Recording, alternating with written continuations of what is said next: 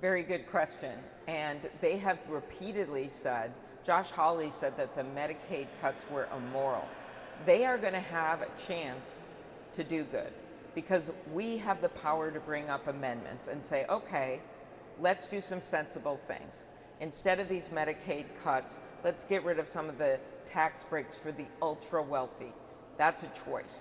And they're going to be able to vote on it because we're going to put forward amendments. So they have the power, even at the end of this bill, they're going to have the power to get rid of the $900 billion in Medicaid cuts.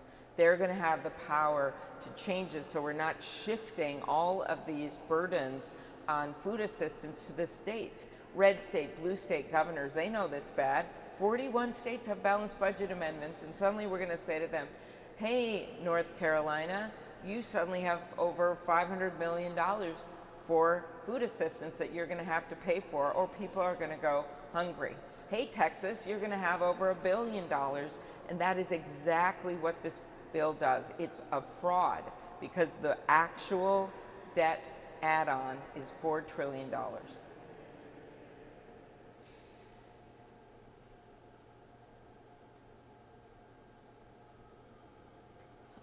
I believe that the problem with this bill is that our Republican colleagues are more afraid of the president than they are in working with their constituents. The White House even said it last night.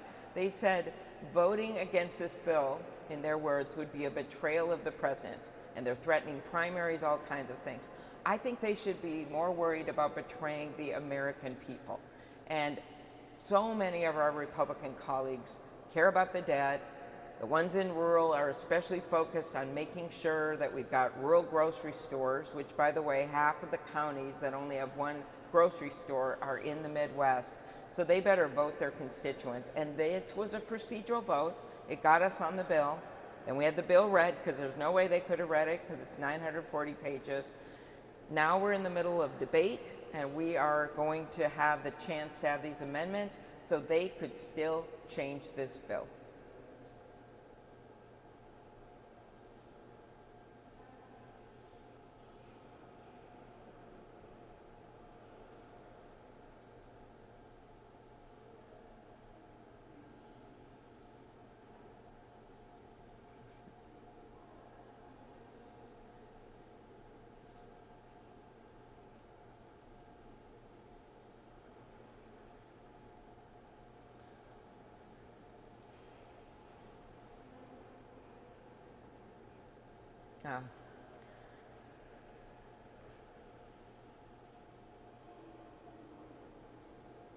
Sure, first of all, it's not really about me, and it's not really about elected officials.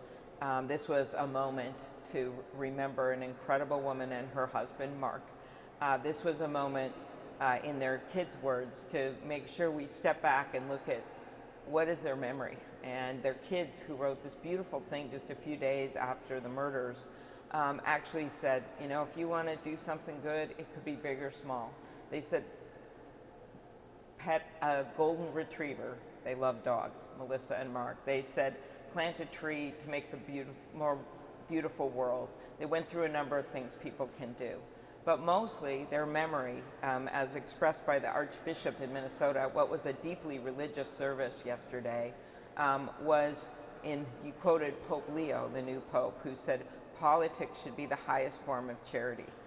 So to me, that guided me through this weekend, because if you want to do good for the world, like Melissa Hortman did, if you want to do the right thing, then you better not be hurting regular people. And she worked her whole life, and they found in her purse when she was murdered, they found one of Francis's prayers about being an instrument of peace and being a tool of good. So she was a deeply religious person, taught Sunday school at her Catholic church.